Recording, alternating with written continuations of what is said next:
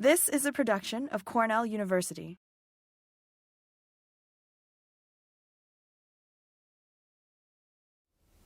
All right, the next one is based on energy. We're going to be looking at these organisms based on the energy. Now, again, I'm presenting this in what are our questions. But I also want you guys to think about, well, these are our questions, yes, but we're looking at the diversity of this system. What's going on in this system?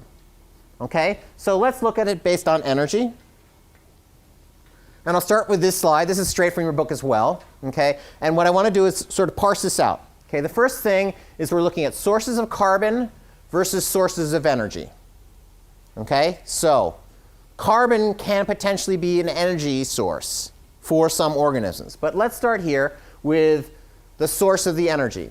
If the energy is a biochemical oxidation, okay, we call that organism basically a chemotroph. Forget about the hetero component of it.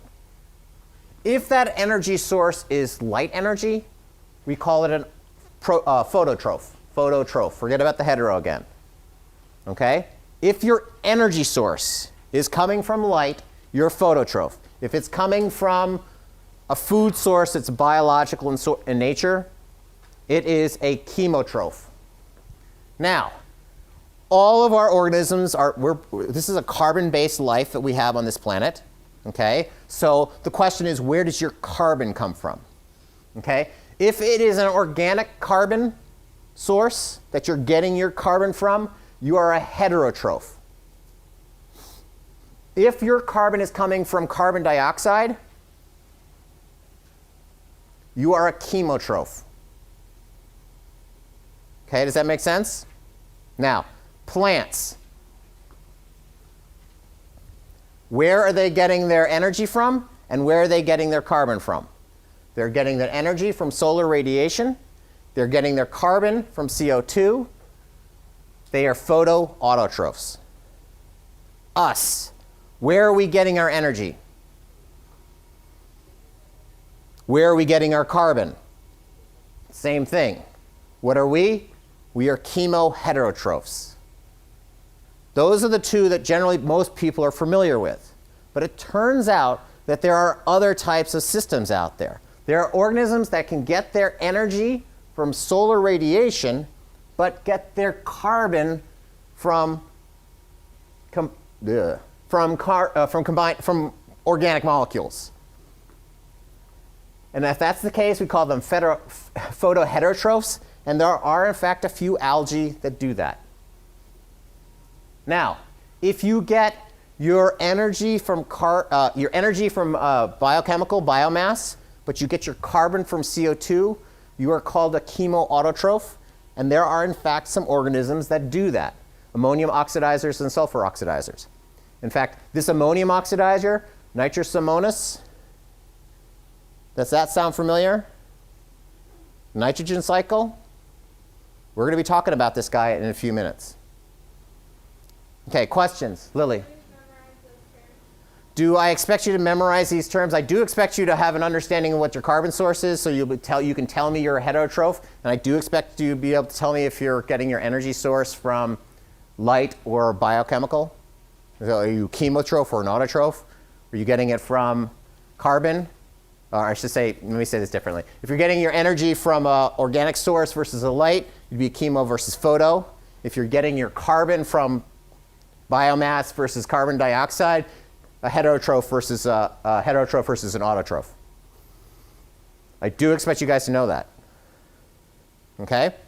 All right. So let's split this out for a little bit. Okay? So the system works fairly simply. Okay? If our light energy and our CO2 is coming from the atmosphere, and we're using light energy as our center energy source, we're basically phototrophs. We're making organic matter. Okay, this is, you guys should all know this, but okay, if this organic matter is then eaten by organisms, you are an organotroph. Your byproduct is CO2. The waste products are going into the ionic form, that are then taken up by plants again. Does this look familiar? Okay, does this, yes, sort of? Okay, you probably got in biology and okay. But in essence, that's what this is. Okay? All right. Let's go through some examples of these organisms. And I'm going to do this more like a safari. But as we do this safari, I want you to think about what is the consequence. Why are we looking at them this way? What does it tell us about the system? Okay? So we're going to come and take a look at a lot of different organisms. And let's sort of think of it as a safari. But think about what's going on. What are these organisms doing? Okay, the phototrophs. Okay, these are the guys that are getting energy from light. Okay, they contain a chlorophyll and they basically assimilate CO2. Okay, what's the consequence of that? Any ideas? What's the consequence of being able to assimilate CO2? What kind of advantage does that give you? What? You don't need to eat. Well, you do, but you're not eating the same things that we're eating. You can use CO2 as a byproduct of all these other things that are respiring. So you always basically have a carbon source. Now, what's your limitation if you're a phototroph, though? What? Light. So you have to be, remember that very first slide, where do you have to be? You have to be at the surface. You have to be at a location where there's light. Okay? How about the next one? Heterotrophs. You feed on organic matter. Okay, there's two different types of them, anaerobes versus anaerobes. But let's start on your feeding on organic matter. What's your advantage?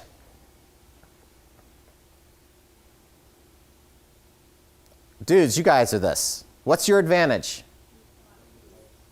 You can eat a lot of variety of different materials. Okay, you're not necessarily dependent upon a specific type of energy source. What's your limitation, though? You must have that food source, whatever it happens to be. Now, the limitation for light, organisms, they need to be on the surface. We, on the other hand, we can be down anywhere we want, but if there's no food there, we are not going to be able to survive. Okay? There's CO2 everywhere, though. So plants literally could be everywhere as long as there's light. Okay? Now, there are two different types of these guys, though it turns out that there's a couple that are crossing over. Okay? There's the aerobic respiration, where you're basically producing CO2, but you're using oxygen. What is your advantage? Think of the electron tower. You get a lot of energy for using oxygen.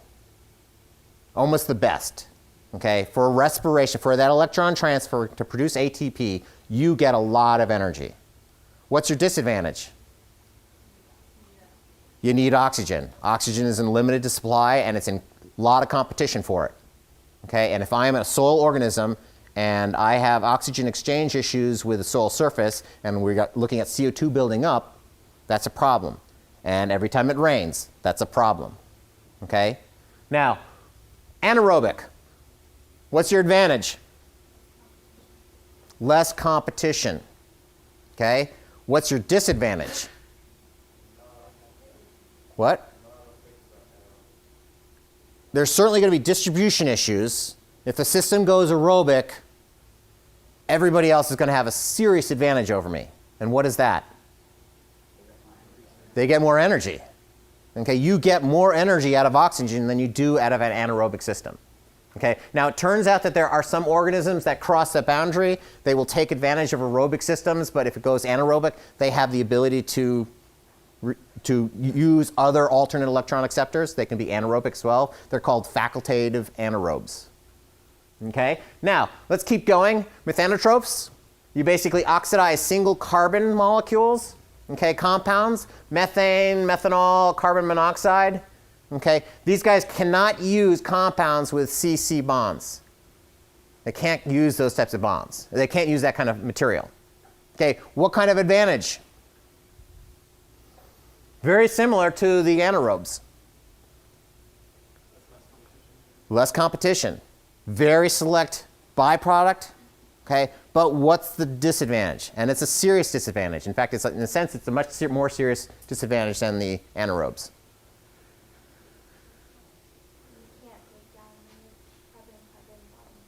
You have, because of this very specific diet, and the fact that you cannot break these other kinds of bonds down, you have a very select environmental zone that you can live in, you can exist in. Does that make sense? Okay, but look what you're eating, and the product of that is that you're taking these things out of the system and turning them into biomass. Now, that's a pretty cool consequence. Okay, so let's take a step back. You know what? I think we can skip over this one. You guys have a fairly good concept of this. But I'm going to use this slide. Now, this is in a sense the same slide as we just had, the last slide that we didn't talk about. But what I want to talk about here is the consequence of this. Anaerobic versus aerobic. Okay? In aerobic systems, we got oxygen. Okay? We get lots of energy. But as that system starts going anaerobic, we're basically looking at alternate electron receptors being used. Okay? And basically what you can look at is the direction of reduction, i.e., or potentially you can look at the direction of saturation. Okay? As the system gets wetter and wetter and wetter, you're going to get less and less oxygen in the system. Okay? And you're basically going to have a sequence of alternate electron acceptors being used, because all of these have different amount of energy that you're going to be getting off of them. Right? Okay? Oxygen has a really good amount. Okay? As you move down through these alternate electrons, the electron tower is going to get lower and lower and lower, which means you're going to be getting less and less energy from that exchange. Okay? Now, having said that, that doesn't mean that these things don't happen, and they have huge consequence on the environment. Okay? Let's start with this one right here. I'm using the nitrate basically as an alternate electron acceptor. Basically, I'm looking at denitrification. They're taking nitrate and they're converting it into N2 gas. Right? Denitrification. All right. So denitrification basically takes the reducing the reduction of the nitrate to this gaseous form. It causes significant losses of N from agricultural soils because I'm taking this nitrate, NO3, which is available for plants, and I'm turning it into N2O as well as N2. Okay? That's no longer available for plants, and it's a gaseous form. So what is it going to do? It's going to escape from the system. Okay? It's also favored, if you look at this, it's favored by wet, warm conditions where there's lots of nitrate. Okay? And decomposable organic matter. They're using the nitrate as the electron acceptor. They're using the organic matter as the carbon source. Make sense? Well, what's the consequence of this? What's the consequence of the system going anaerobic? I'm starting to see denitrification. If I see denitrification, I'm seeing a significant change from nitrate to nitrogen. And that has huge impacts on what's going on in the system. Does that make sense? Kind of? Questions? You understand it, or it's just too boring? Or a little bit of both? No, we're good with that? Okay, so let's go to another one. Okay, here's that flooding sequence again. Okay, actually, this was supposed to be the other way around. But there's actually some points I want to talk about here. Okay, so the system starts oxygen. We start seeing flooding systems. The system goes anaerobic. Anaerobic microorganisms start taking over. We see denitrification. We see fermentation projects such as organic acids, alcohol, and methane. Okay, methane, single carbon structure. Okay, so here is a food source for certain types of organisms. They're not going to be able to use this unless the system goes anaerobic. Okay. We start seeing manganese and iron becoming important soluble and exchangeable ions. Okay? We start seeing zones of iron reduction and manganese reduction because these guys are here because they're being used as alternate electron acceptors. All right? Interestingly enough, the pH starts moving towards 7. And interestingly enough as well, phosphate becomes more available. It's moving towards 7. Problematically, though, this is actually fairly good for plants and for other organisms, but problematically, because the system is anaerobic, there's a lot of organisms that can't take advantage of that. So, just because I'm looking at a change in the atmospheric system of the soil, I'm seeing a change in the organisms that are dominating the system, they're functioning. and I'm seeing a change in the environmental system that is a consequence of these other organisms taking over. Interesting if you think about how these systems are working. Go.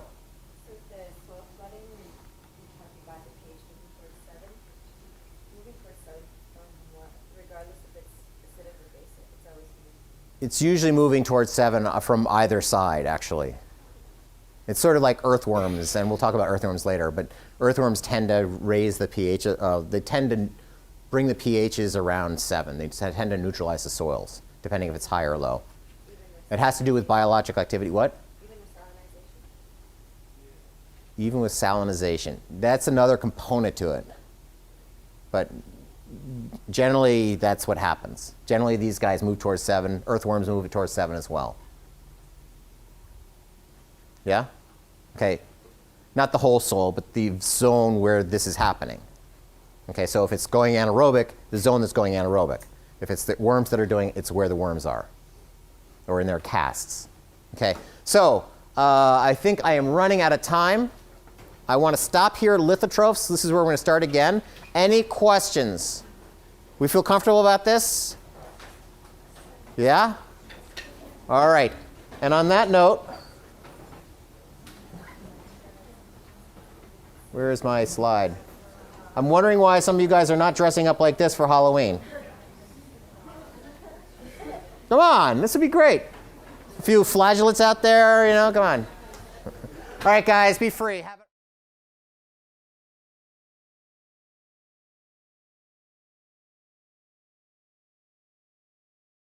This has been a production of Cornell University, on the web at cornell.edu.